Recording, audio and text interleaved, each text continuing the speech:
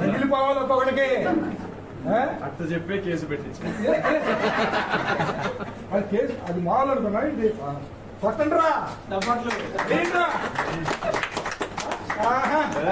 అన్న మీటింగ్ జరుగుతుంది సుమారు 10 నుంచి 20 ఒకటే మాట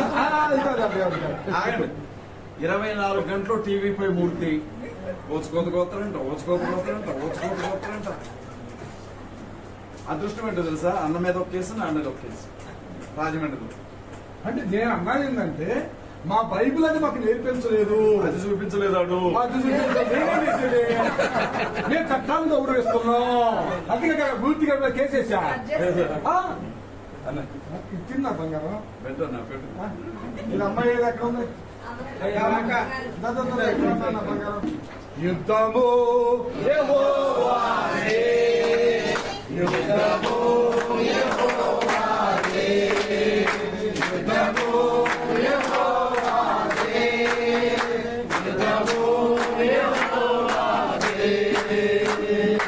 రాజులు మనకెవరు లేరు, శూరులు మనకెవరు లేరు, రాజులు మనకెవరు లేరు, శూరులు మనకెవరు లేరు, సైన్యములకు అధిపతి అయిన యెహోవా మన అన్న.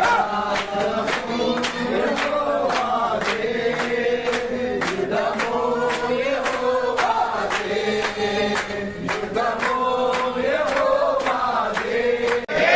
ఎవరు ఒకటి మేము మంచి సమావేశం ఏర్పాటు చేయబోతున్నాం. ఏంటంటే ఆంధ్ర తెలంగాణ రాష్ట్రాల్లో క్రీస్తు కొరకు పనిచేసే పోరాట వీరుల గుంపు ఒకటి, అంతేకాదు ప్రార్థన చేసే గుంపు ఒకటి, 2 తెలుగు రాష్ట్రాల్లో కలిపి ఒక పెద్ద సమావేశాన్ని. ఆ సమావేశం ఏంటంటే మనం ప్రొటెక్ట్ చేసుకోవడానికి, మనం రక్షించుకోవడానికి, మనం కాపాడుకోవడానికి.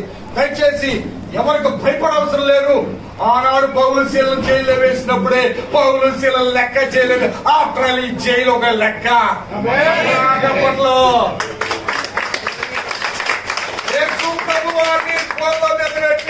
అబద్ధ సాక్ష్యాలు చెప్పించారు, అది గొప్ప ఇది అనుకున్నారా? దేనికి భయపడలేదులే, దేనికి భయపడిన అవసరం లే. క్రిస్టియానిటీలకు ఎప్పుడు వచ్చావు? క్రీస్తు కొరకు హతసాక్షులుగా మార్చబడ్డా కూడా మేము సిద్ధం, మేము సిద్ధం. కనుక ఎవరు భయపడవసరం లేదు. కొంచెం బాధ అనిపిస్తుంది, అదేమి లేదు. ఒకడు చక్కగా నూతన పెళ్లి కొడుకు లాగా ఉన్నాడు. ఇప్పుడు ఏం భయపడవసరం లేదు.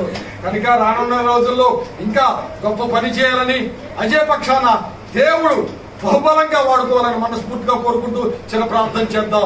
మహాగణుడు తండ్రి నీ స్తోత్రాలు చెల్లిస్తాం.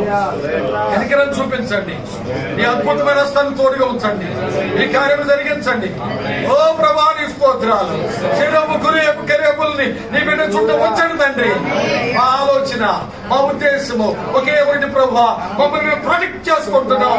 బైబిల్ నీచంగా హీనంగా మాట్లాడేవారు ఆంధ్ర తెలంగాణ రాష్ట్రాలు అనేక మంది ఉన్నారు. వారి మీద కేసులు లేవు, వారిని పట్టించుకోవట్లేదు, వారిని వదిలిపెట్టేశారు. మా మీద కేసులు, మా మీద నిందలు, మా మీద అవమానాలు. బయట వాళ్ళు వేస్తే వేశారు, ఆ క్రైస్తవులు మా మీద అవమానంగా మాట్లాడే పరిస్థితులు ఏర్పడుతున్నాయి. ఈ నిన్న అవమానాలన్నీ కూడా సహించుకుంటూ ఓర్చుకుంటూ నీ కొరకు పనిచేయడానికి సిద్ధంగా ఉన్నాం ప్రభా. నీ కృప దయచేయండి. నీ కుమారుని, సతీమణ్ణి, సంఘాన్ని, బంధువులు, రక్త సంబంధికులు సహకరించిన ప్రతి బిడ్డను నీ చేతులు సమర్పిస్తూ మహిమ పొందమని యేసు నామములో అడుగుచున్నాం తండ్రి. ఆమేన్. హల్లెలూయా, హల్లెలూయా.